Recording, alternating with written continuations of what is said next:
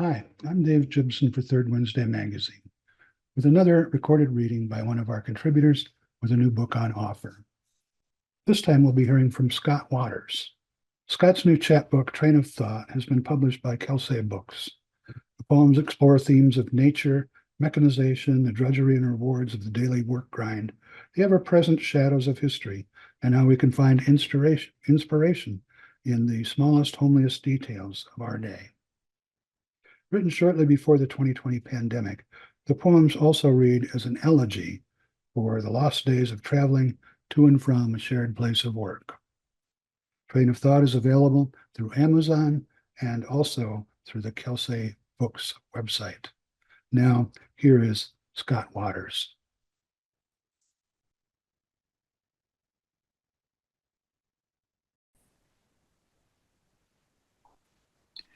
Good afternoon, I'm Scott Waters. I'm going to be reading today from my new poetry chapbook, Train of Thought, published by Kelsay Books.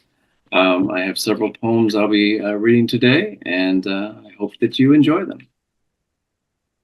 When I took this job, I didn't bank on green dragon hills sliding on their bellies toward the Central Valley, breathing poppy flames in spring, or canyons I could drive imaginary trains of words through, or the lulling rumble of the train car rocking me into a reverie of matchbox houses under caramel clouds stuck to the cupped blue palm of a self-creating god.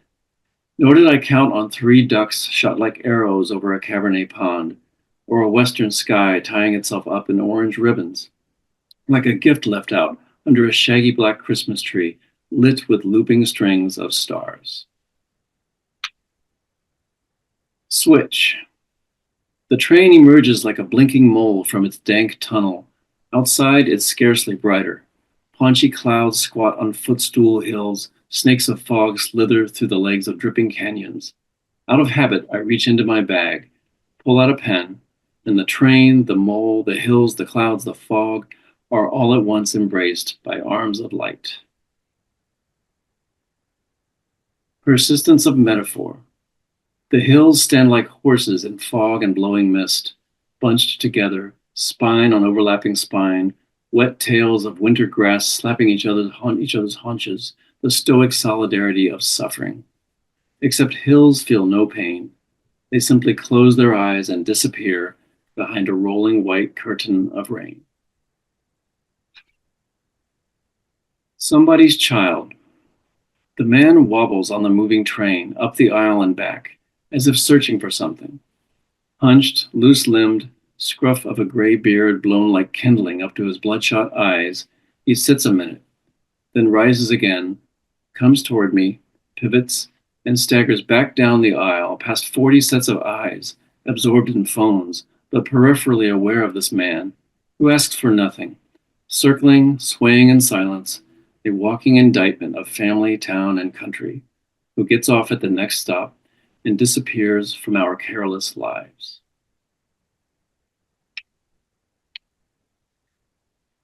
About the floor. This is the scene I'm supposed to write about.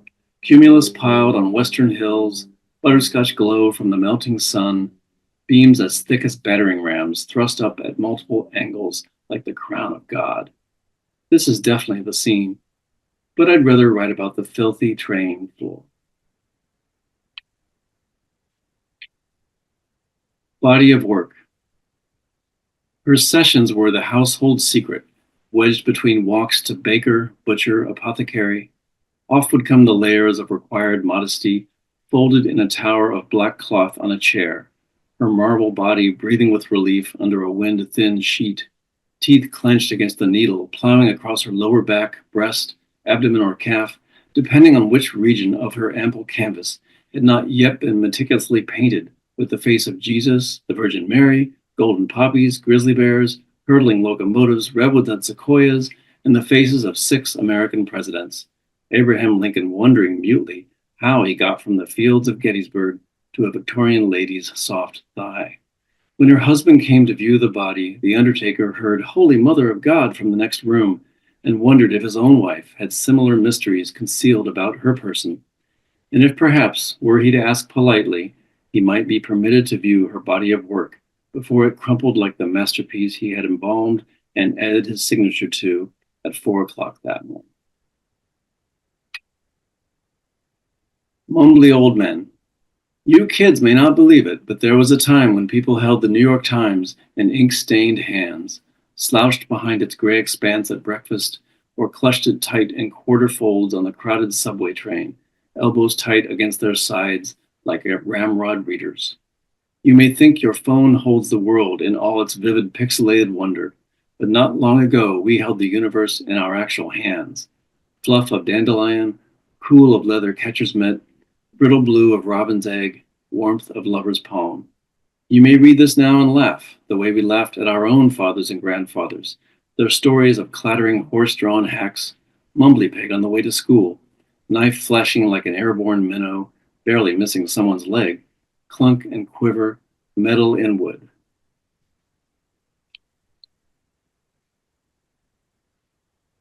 It will happen to you. On the lurching train, holding the metal pole, the young man looks up at me, eyes widening, stands and gestures to the empty seat. I grin stupidly. He grins stupidly. Finally, I say, I'm getting that old, am I? He mutters something about having to get off in a few stops. I swallow my pride, thank him, and sit down. It feels good to sit. I am 57, beard more gray than it was last week. But all the way home, I argue in my head with that well-meaning hipster who has no idea how young I really am. Puffs. Lightning doesn't always strike. Bells don't always ring. Years will pass and you will think there's nothing happening. Glory is an English train, a rumor on the tracks. It startles you when it arrives, puffing balls of black. And a couple more. Let us now praise breakfast in the sun. The hole in your shattered car window at the station parking lot seemed to stand for something. The ruined locks, shredded steering column, and dangling wires confirmed your abiding hunch. There are dark forces in this world over which you have an absolute and pitiful lack of control. What then to make of this? The cafe just around the corner from the body shop, a table in the sun, eggs nestled in twin pieces of rustic multigrain toast, crisp bacon in your mouth, the orange-yellow lake spreading across your plate, so bright you reach for your sunglasses, and your sigh of pleasure when they are firmly in place. Last poem, it's called I Took a Train to Fresno, thinking I would use the 4-hour ride to catch up on emails. San Pablo Bay lapped like a blue dream at the windows. A gray mare took a bite of tall grass in the morning sunshine. Windmills and orchards marched in orderly ranks toward snow-checkered mountains. Blackbirds rose from marshes, clouds of dark steam boiling off the cattails. A sheen of yellow flowers lay upon a green-planted field. Another tilled field shuddered past, brown fan folds dragged by a red tractor, crisscrossed white swords of irrigation spray doing wet battle, scattered droplets winking like diamonds on the hilt of noon. When malls and subdivisions slid past in their tan coats of bland, and black ponds revealed rusty pickup trucks mired to their grills in oil and algae, the distracted sky still gazed on, and so did I. So thank you all for listening. And again, I was reading from my book, Train of Thought, a new chapbook published by Kelsay Books. It's available on Amazon and also on the Kelsay Books website. So thank you again very much.